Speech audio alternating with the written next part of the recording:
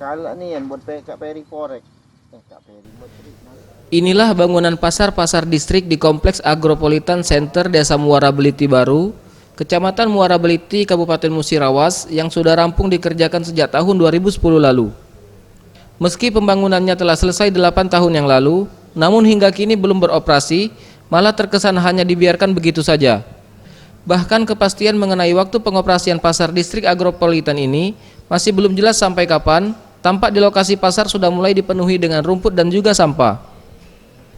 Kabid Pasar Dinas Perdagangan dan Perindustrian Kabupaten Musirawas, Darmadi, mengakui jika bangunan pasar tersebut sudah selesai dibangun sejak 8 tahun yang lalu karena ada beberapa kendala yang dihadapi sehingga pengoperasian pasar belum bisa dilakukan.